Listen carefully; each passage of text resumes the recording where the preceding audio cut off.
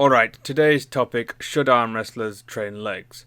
Well, the short answer, and the one most people come to, is just no, they should not. It's arm wrestling and not leg wrestling. But let's dive a bit deeper into it and see what we can find. To keep things useful, I'm going to divide arm wrestling into two camps, professional and amateurs. Pretty simple, but with arm wrestling as such a niche sport, it's often quite difficult to strike a hard line between professional and amateur, since the vast majority of people who train as if they were doing it as a job really receive nothing as a reward. But for simplicity, let's say they do get paid.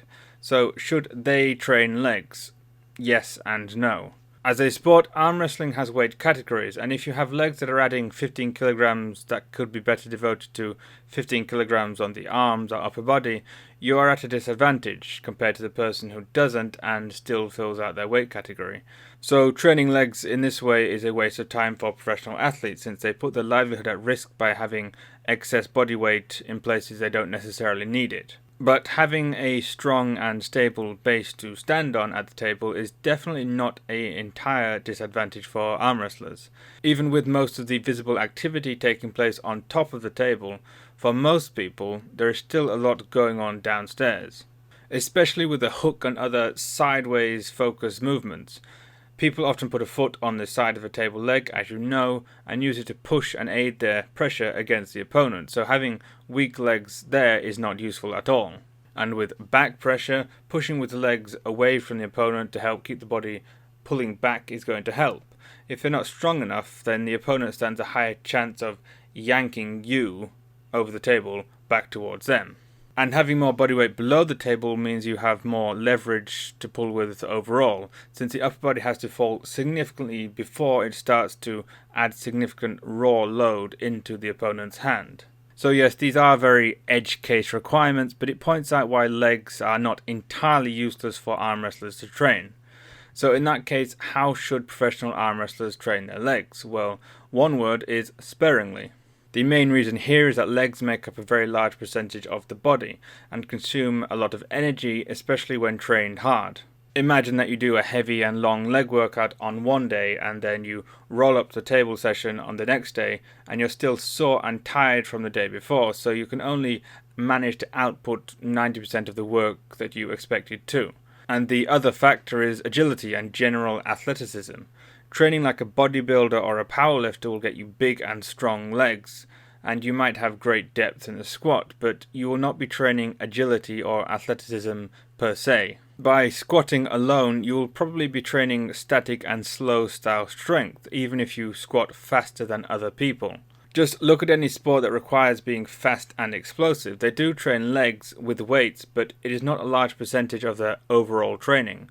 Most sports will adopt periodized style trainings for this reason. So for example, with a 3-month training cycle, the first month will contain heavy and higher volume leg work, purely to grow new muscle tissue to work with in the future. But past that month, the volume will drop and the focus will shift back onto more sport-specific training. Sprinters will sprint, jumpers will jump, throwers will throw. They may still train legs, but the style and focus of the training will not be squats for volume. It will normally be heavier for lower reps just to maintain that new tissue throughout the specific training period. So professional arm wrestlers, just the same, should not allow too much time and energy to be consumed by long and slow leg workouts. Far out from a competition, yes, you can hit those bodybuilding workouts, but as you get closer, drop the volume and the frequency. And in my opinion, it would benefit athletes to train things like sprints and jumps.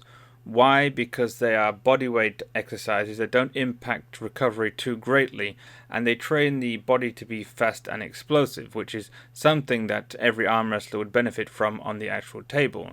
In addition, they work as conditioning to help keep the athlete lean and ready to go, and more prepared for the oxygen-heavy table time. And if an athlete is more capable, they can do more training, in just the same way that steroids benefit the athlete by improving their recovery between each workout. So an enhanced athlete can outwork a noble natty Puritan any day of the week. That's just how it is. So that is professional arm wrestlers. They should train legs, but with delicacy and priority to the more beneficial movements and body parts. On to the amateurs. What is an amateur? Well, to put it bluntly, it's a regular person who likes to practice arm wrestling with no hopes or beliefs to become a professional at some point. There's nothing wrong with this, but it does require looking at training through a different lens. An amateur very likely has other things going on in their lives that take equal, if not greater, priority to arm wrestling and the training it requires. So someone who works 9 to 5 as a job, even if it's not a labour-intensive job, still has lost out on a significant chunk of energy and drive in their life when they finally get to train. Or they may train first and then they have to condense it down to the bare essentials. Either way, they don't have the full luxuries of a full-time athlete.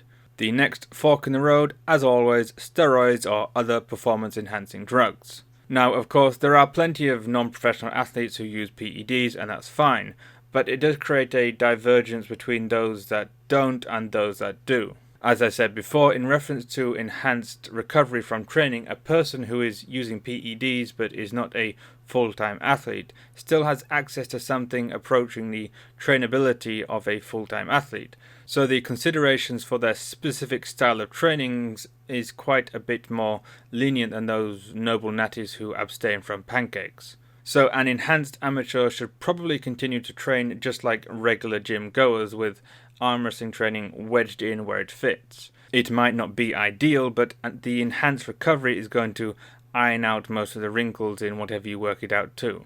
But for the tarnished natural amateur, well, you're going to have a very hard time making progress in any direction. You can still train as a general gym goer and fit in table time where you can, but it will not be optimal for the table time or the gym time where those table sessions eat into. So what about legs? Well, I still say you should train them, because if you are not a professional athlete and you are not blasting gear, you might as well get as aesthetic a body as you can with what you have to work with. And that in itself is hard enough without drugs. But I would still keep the workload down, or at least as far away from table time as possible, so you can be fresh and ready for productive training there. So what would this look like? Well, let's say you have only one important table session per week and it's on a Sunday, when most of the other work in life has been sorted out and finished with. Well, then I'd say do the most important and heaviest workload for legs on the Monday right after Sunday. You will probably be tired from the Sunday, but at least you can focus whatever energy remains purely on the legs. If you have another leg session in the week, I'd put it on Thursday or Friday, but reduce the workload a little bit, although you can still have a decent amount of time to recover. Basically, one table session per week isn't going to eat into your general gym too much, aside from possibly wanting to reduce arm work close to the table day, unless you specifically want to train fatigued. But if you start to add in extra table days, the schedule becomes a lot tighter, and assuming you don't want to cut out table days or upper body training, the legs have to take a hit. Which is where the exercises I mentioned before for more explosive training start to become more useful, although everybody should do them. If you still want to train legs with weight, lower the volume as far as you can while still getting the results you want. Otherwise, those extra hard leg workouts are going to be eating into your limited resource pool as a non-enhanced amateur. So if table day 1 is Tuesday and day 2 is Saturday, do as before and put the legs immediately after those days, so legs would be Wednesday and Sunday. But do not overdo the workload or the volume, because your recovery window is very small. As for exercises, I think squats are good because they hit a large range of muscles in a single exercise, so you aren't forced to spend hours in the gym isolating everything. Of course, if bodybuilding and aesthetics are a priority for you, then there's no reason you can't do everything else. But you will have to remember that as a natural person, you will have to compromise and prioritize what you want most at each specific time. So squats, sprints and jumps are what I think an arm wrestler should train if they can manage to train legs alongside their table time training to be a more well-rounded athletic type of person. But we did hit an interesting point there about the difference between paradigms for an enhanced and a non-enhanced athlete to adhere to. So I think we'll cover that at some point too, because the ability to train and recover optimally on or off of PEDs is quite drastically different if done optimally. But other than that, like and subscribe if you like this and want more, and let me know how or even if you train legs as an arm wrestler and how you do it if possible. But otherwise, I'll see you later.